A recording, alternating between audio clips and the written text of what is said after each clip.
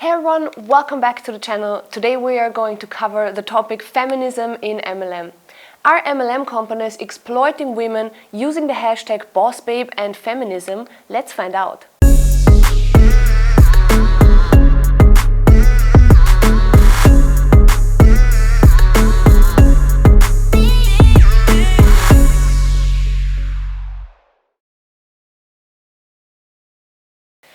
Hey girl, hey babe, hey hun.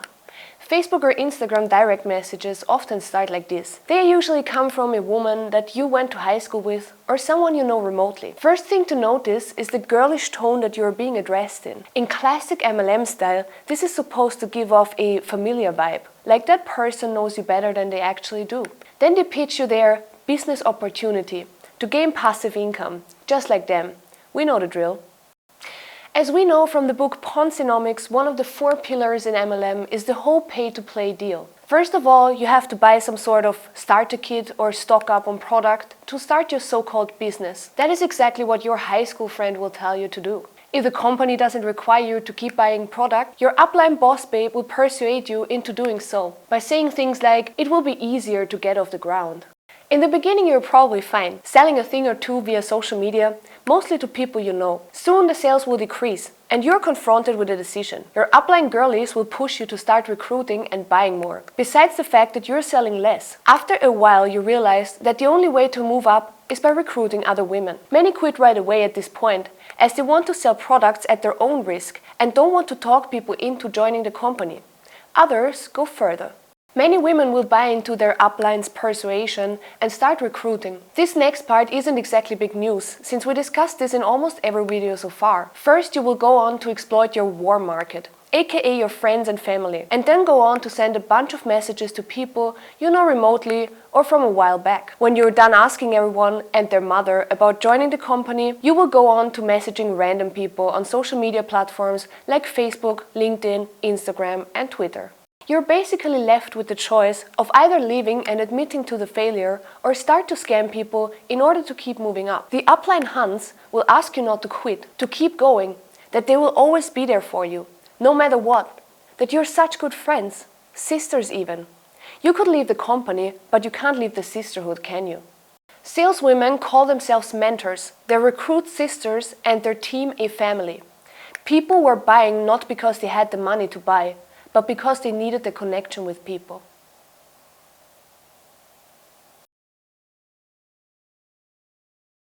Okay, so let's talk numbers. According to the Direct Selling Association, for short DSA, most people working in the MLM industry are women. A study from the year 2011 shows that 78.1% of all direct sellers are in fact women. The percentage of men in MLM had been on the rise over the years before that. However, women still do make the majority of MLMers. Why? Well, there are several complex reasons for that, but in most of my research, it was explained that women are said to be better at nurturing relationships and generally being more communicative and organized. That seems to make them the perfect candidates to be ripped off by an MLM company. MLM's favorite victims seem to be moms, Mormons, and military wives. MLM companies love when women are in very particular situations that don't leave them a lot of choices in the job market. They obviously recruit moms on the pretense that they will be able to have it all, a career that doesn't take them away 8 hours a day from their family.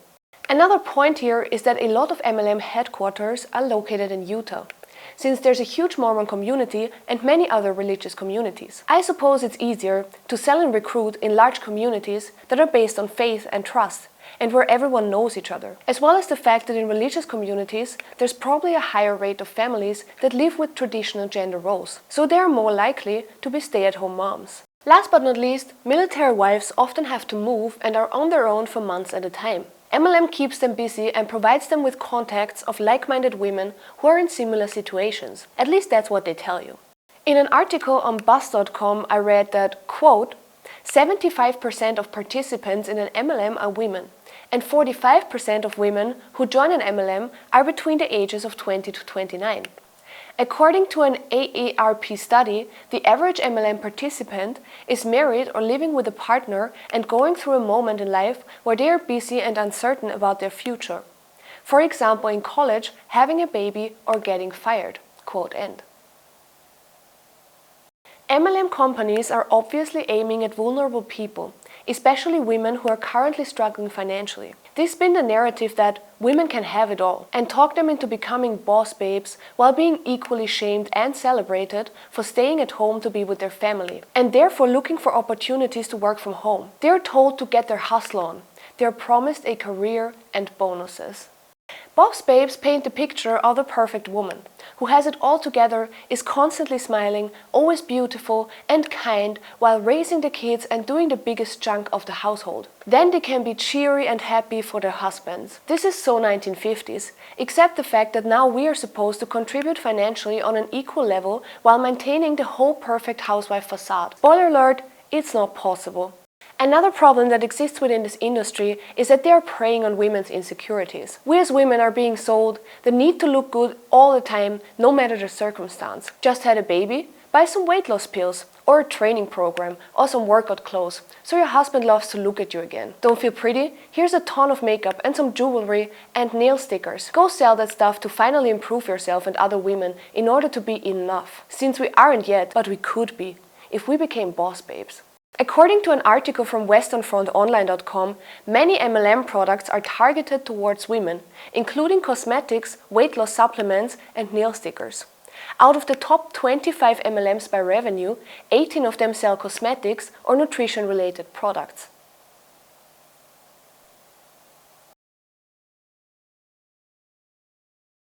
MLMs do not promote feminism. Feminism defines the movements and ideas that establish the political, economic and social equality of the sexes.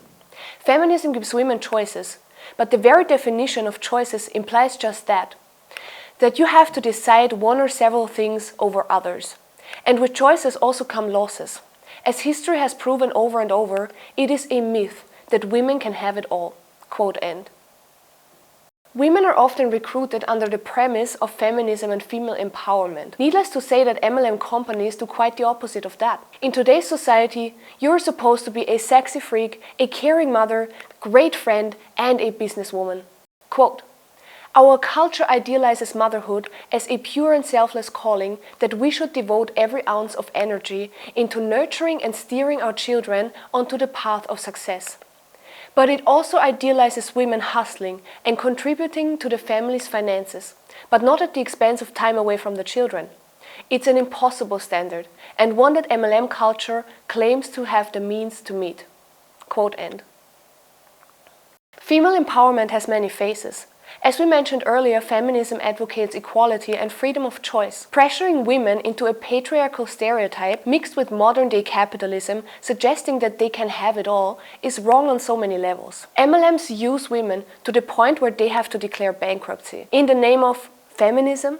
Quote, "Thus the so-called boss babes and CEOs, 80% women in 2011, don't actually work for themselves at all. And all of the aforementioned MLM companies, the CEOs are men, with the exception of Rodan and Fields. The majority of these companies' executive teams are made up of men as well." Quote end. Women's strength to be loving and nurturing and caring for their personal relationships is often ridiculed and exploited. Exploited in the sense that they are being gassed up into making more money for whatever reason. They are set up to work against each other, scam each other, rip each other off in the name of sisterhood. Hashtag boss babe culture is inherently harmful and predatory and hurts the feminist movement, as it does absolutely nothing for female empowerment. I mean, just look into what this guy Chuck Holmes says about why you should recruit more women into your MLM business. He claims that women are a good fit for MLM because he thinks that they know how to listen, and that most women he personally knows are able to do several things at once, pointing towards multitasking. Both of these claims are complete stereotypes. He also advises recruiters to neither overlook the female executives nor ordinary women who are working on the assembly line at the factory. Yes, according to this man, every woman can successfully be exploited and ripped off. Thanks everyone for watching this video. I see you, I hear you, and I'm glad that you're interested in these topics. Next up, we are diving deep into cryptocurrencies in regards to MLM scams. So stay tuned and I'll see you next time. Bye for now.